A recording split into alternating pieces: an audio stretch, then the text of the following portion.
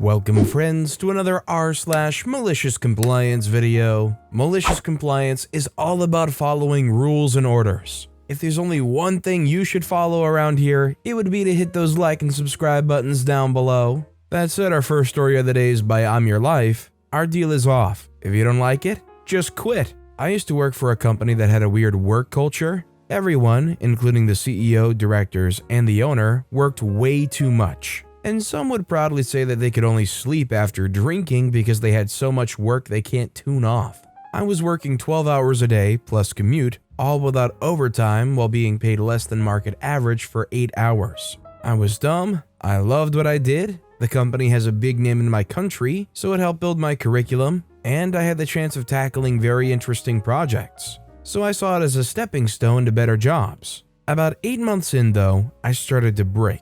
I'd stopped exercising and gained weight, my mental health was taking a big dive, and I would wake up at 4 a.m. thinking about things I wasn't able to finish, and then I couldn't fall back asleep. So I handed my resignation. The CEO, who I had a good work relationship with, called me in to ask what was going on. My director was present. I was honest. He asked what they could do to keep me in the team. I said we desperately needed more people in our department. My director nodded, and I had to start working 1 hour later so I could at least go for a walk every morning. He agreed with both of those things, said that they were already working on the budget to get 2 more people to our department, and he'd ask for HR to post the openings. My director had vacation planned, and during that couple of weeks, I got to work 1 hour later, got stinky eyes from my coworkers, but oh well, started to feel better. Interviews happened during that time, and by the end of the 2 weeks, we had 2 new members for our team. Then on the 3rd week when my director's back, we're all called into a meeting about 2 big projects that will require every hand on deck. Company was preparing for an IPO, and we had to work on it. Second day of the week, director calls me for a chat and says I can't be getting in late. I said I wasn't late, my hours were changed to start later, as the talk with the CEO. She says that I can't start at a different time than everyone else and that everything was too busy for it anyway. I either accept it or I quit. I was sure she felt she could spare me now that we had 2 new members, or that I wouldn't want to leave because having helped organize an IPO is great for your resume.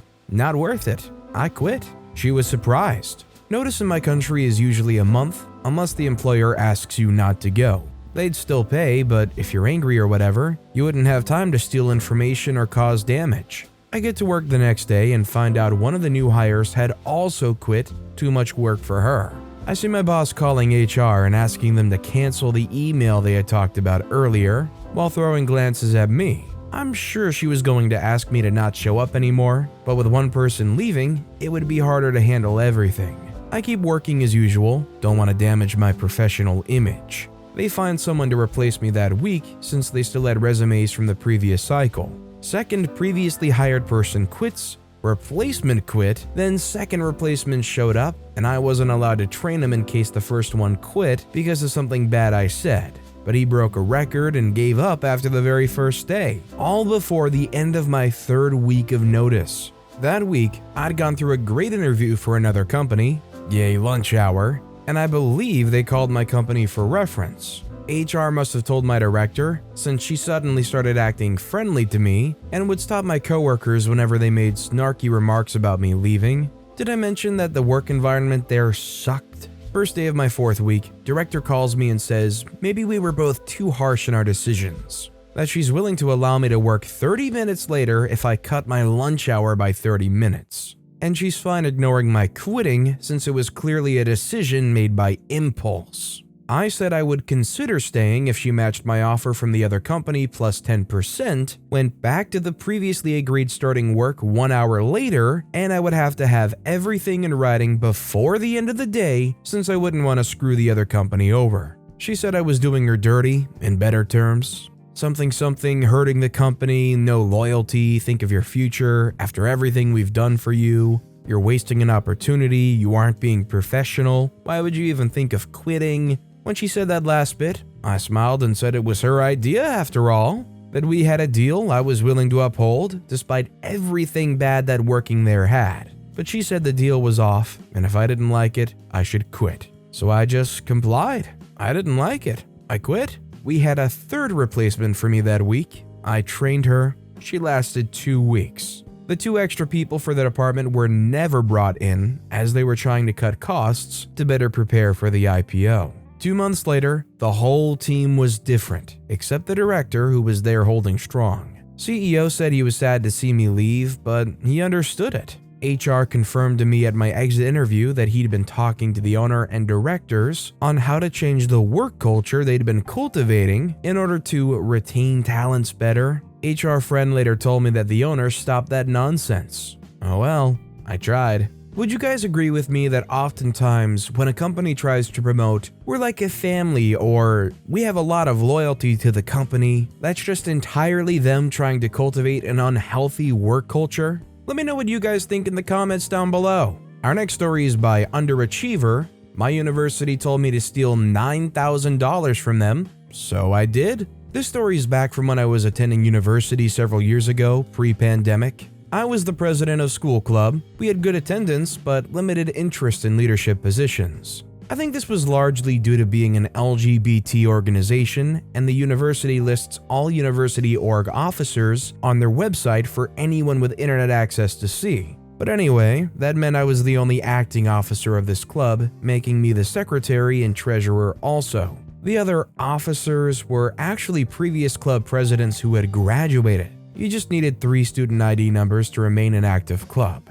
I had planned a large ice cream social that went great. I rented a ballroom on campus, free for student orgs, had ice cream catering, a live band, and almost 100 students in attendance. It was a great way to begin the school year. Anyway, it all cost something like $1,021.17. Not the actual amount, but something like that. There were 2 methods to pay for this kind of thing: petition in advance for university funds, or pay it yourself and submit a reimbursement after the fact. In the past, the school had taken 6 months to pay a vendor I used, and it was a stressful experience because I wanted them to be paid. I felt terrible having to just keep saying, "The university's working on it," and going to the student org finance office twice a week to ask them about it for months. So I figured I'd take the hit and wait for the funds myself. I could sweat it out on the student loans and get the band and caterer paid in a timely fashion. There's a bunch of compliance paperwork to fill out. You have to submit itemized receipts, etc., etc.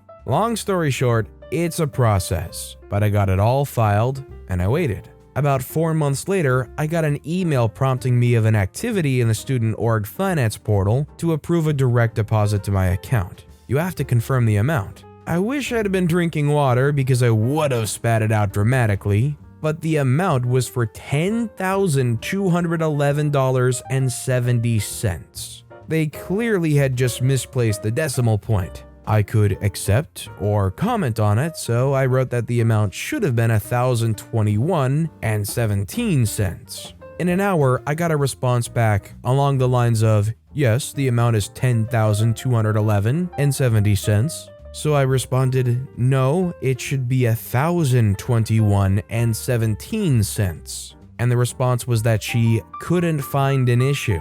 Now look, I'm terribly dyslexic, as in I actually am. I sometimes have to clarify this because it seems to be a quirky thing people without a learning disability say to play off a mistake. So I was genuinely thinking, maybe I was misreading it and causing her to be confused. Maybe for who knows why, the computer put 3 numbers after the decimal, so I was reading $1,021.170. And thinking I saw $10,211.70 or something. I had a friend look at it, and she confirmed I was in fact reading it correctly. But hey, maybe the lady in the finance office was also dyslexic, or overworked, or could care less to actually look. Whatever the case, I can explain myself better in person, so I walked down to the office. I was a regular at this point. There was hardly ever a line because nearly everything is done online. So I go up to the desk and say there's been a mistake on a reimbursement request for a club event. I'm told to have a seat and she'll chat with me in a moment. So I waited for about half an hour while she sat on her iPhone at the desk,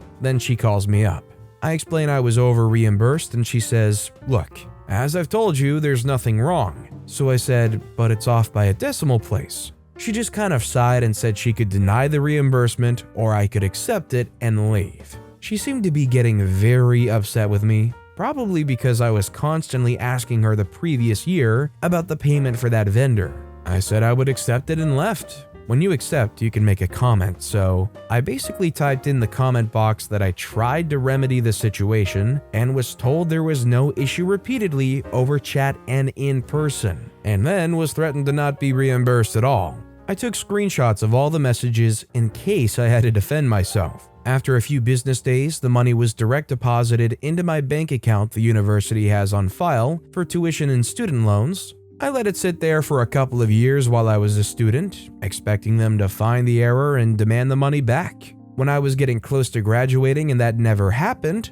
I gave the money to a member in my club whose parents stopped paying his tuition because he started testosterone. They pulled funds past the deadline for federal student loans and obviously wouldn't co-sign for private loans. Interestingly enough, for any events over $15,000, you had to file invoices in advance and have it pre-approved. Anything under that, they recommend you to do this, but you can be reimbursed with proper receipts and paperwork. I think that's why it didn't raise any alarms in the computer system, at least that's all I can reason. It kind of haunts me to this day that I might randomly owe $9,000 at some point, and I just don't understand what I was saying wrong that she couldn't understand me. And I worry I should have gone to her supervisor, but I was 19, so I just did as I was told. I actually do wonder what the statute of limitations would be on something like this. I mean, it's been years, right? So whatever financial institution probably wouldn't be too interested in correcting that, would they? I don't know.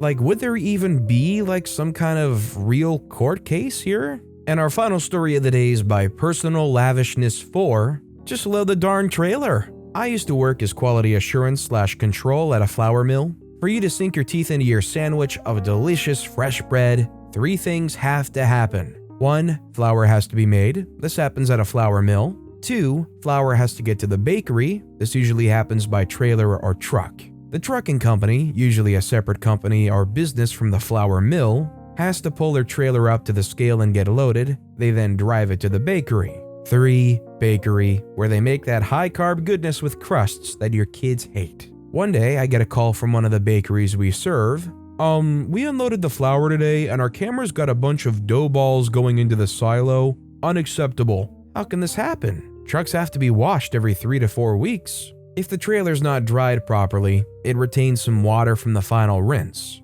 It mixes with the flour, creates dough, and delivers a subpar product. It causes a fermentation reaction. For some reason, since I'm quality control at the mill, everyone looked at me to fix this problem, which is really a problem with the trucking company and the wash stations they use. But I rose to the challenge. I called a meeting of the trucking company, the mill, and the bakery. I told them what was going on, explained that it was unacceptable, and came up with a plan. Before loading, every freshly washed trailer has to be inspected by me or someone else on quality control. We will not load trailers that the mill quality control does not release for loading. They all quickly agreed, great idea. I got congratulations on fixing the problem until one Monday morning. We were supposed to load a trailer at 3 a.m. I was not supposed to be working then, but I came in just to inspect and sign off on the trailer. Delivery was at 7 a.m. It's a 3-hour drive to the bakery. Bob, the driver, was running late.